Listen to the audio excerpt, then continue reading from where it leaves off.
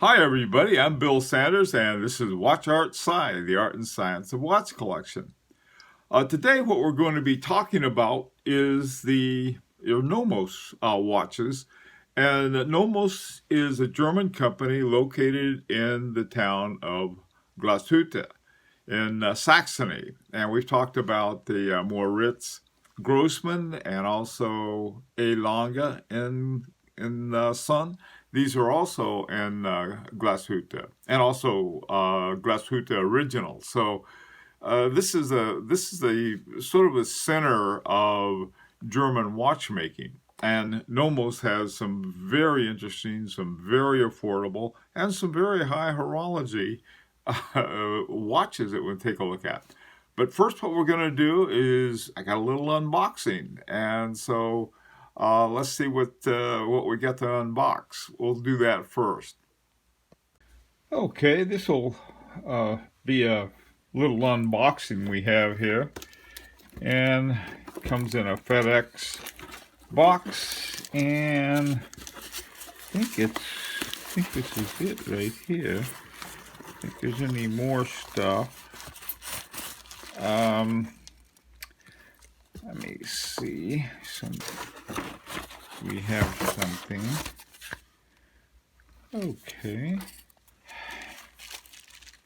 All right. A pigeon. And there's a hint. We can see something through the little window there. And here's the box. And here it comes open. And there it is. Ooh-wee. Holy smoke. They put a brand new band on it for me, too. Okay. But this has been fully redone. I mean, it was overhauled. They had the service, but they also had an overhaul. And they gave me, in addition to that, a brand new strap with it. I can't believe it. It looks like a brand new watch. This is the, let's see, the platinum version of the Chronomet Souverain. And also this one has the power reserve indicator on it, which I liked a lot. So anyhow, it's not like a new watch, but it's like getting a new watch since here it is November and I haven't seen this since May. So anyway, welcome home. Well, that was fun. I always like unboxings, even though if it was just coming back from service. And so now let's turn to Nomos. And in order to understand Nomos, what I did, I divided it into three groups. And these are groups that are fairly standard that are used in rankings, is that you have at the bottom, you have a standard horology. And these are usually watches with some kind of inexpensive Swiss movement, such as ETA or Sellita or even some of the Sopards. The strong horology is where you have the company that makes the watch also makes a movement for it. And what Nomos has come out with just a few years ago was something called the swing system. And the swing system is their in-house and their strong horology. Now, another thing that they came out with not too long ago was high horology, haute horlogerie. And we'll take a look at that too. All right, the first one I want to take a look at and more or less dismiss with is the standard horology. Okay, now this went on for quite a while. A lot of Nomos they still are. They're a very good, well-priced product, and reflected pretty much the inexpense of the movement that they were using, which I like in the sense that if you're going to have something you claim is high horology, you charge $3, $4, $5,000 for it, or even more sometimes, and you have an inexpensive movement, I don't think that does a lot of favors for the collector. Whereas Nomos was, they'd tell you right away what kind of movement was in it. Now, the ones they have more or less left over are probably, from what I understand, they're the most popular because they're inexpensive. Here's one called the Tagomat Datum, and the movement they have is called either an alpha or a zeta. Zeta. This particular one is an automatic, and that's the zeta.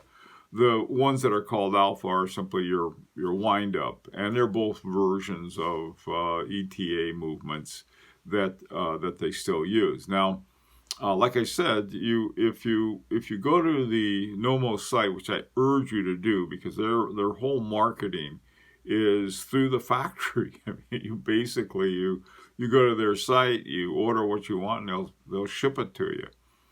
Okay, the couple things about Nomos I think that are important. One of the most important is that they have a style that is called Bauhaus, and Bauhaus was a style of sort of a very clean style. They wanted to take away all of the foo-foo that surrounded a lot of the art and come down with not only is it sort of a clean type of artwork, but it's very functional.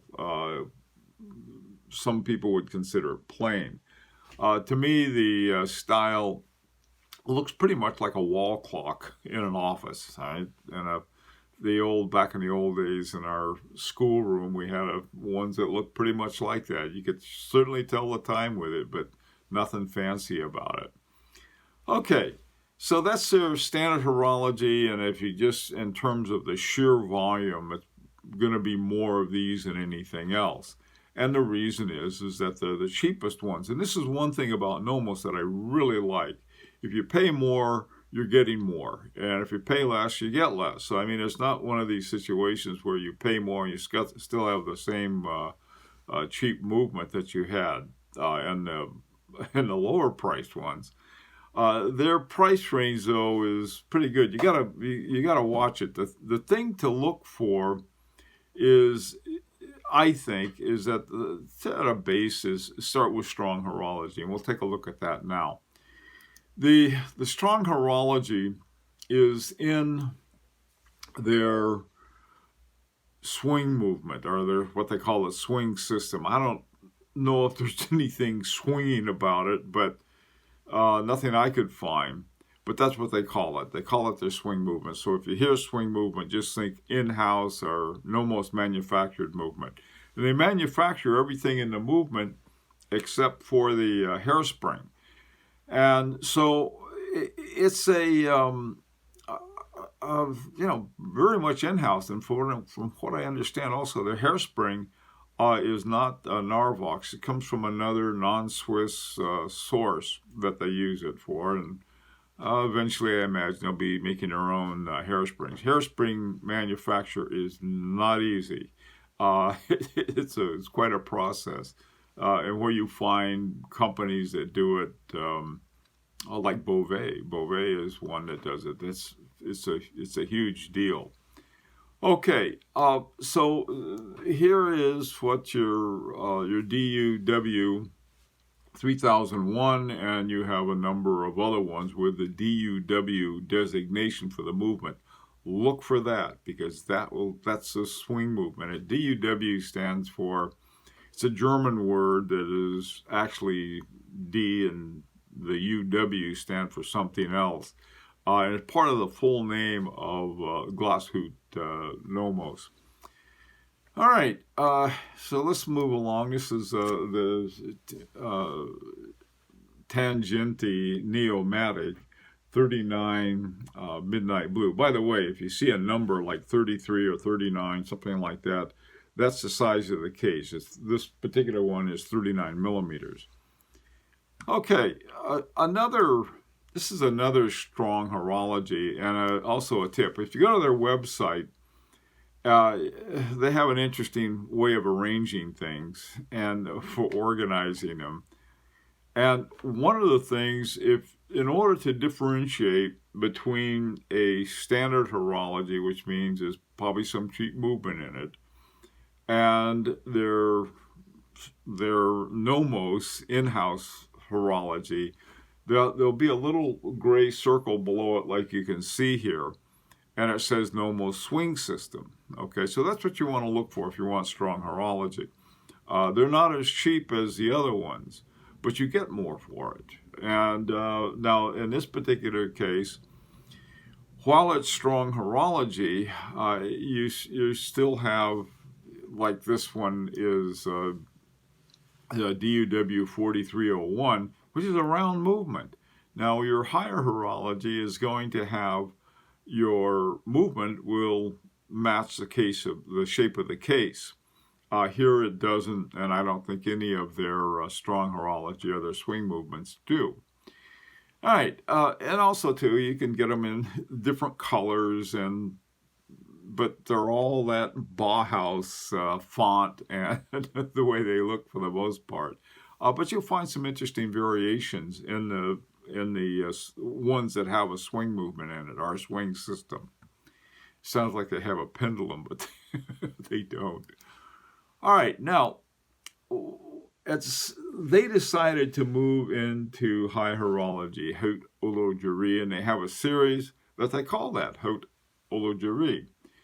And one of the first things you can see is you can see the way that they deal with the finishing. The finishing has an engraving on the regulator cock. You have that swan's neck controller around the regulator. You can see below there's a perlage, and then on the base, you see this sunburst Geneva waves. They don't call them Geneva waves. I call them something else because Geneva waves sounds like they're very proud of the fact that they're made in Germany and they have nothing to do with the Swiss anymore. Okay, so anyway, this was their move into high horology. I think they did a good job. That's my own opinion of it. Now, here is one that I happen to like a lot. It's called the Lambda, and I will say this probably wrong, Vibe Gold with tempered blue hands. The Wibe Gold or We Gold is simply white gold. And your high horology is either in your white or rose gold. And in this particular one, it reminds me something of sort of a reverse Jacquet Droz Grand Seconte.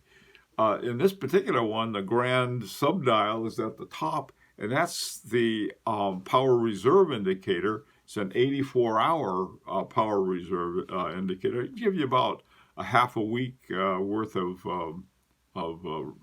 reserve in your watch. And so this is, again, you have that Bauhaus look to it. This one looks a little different.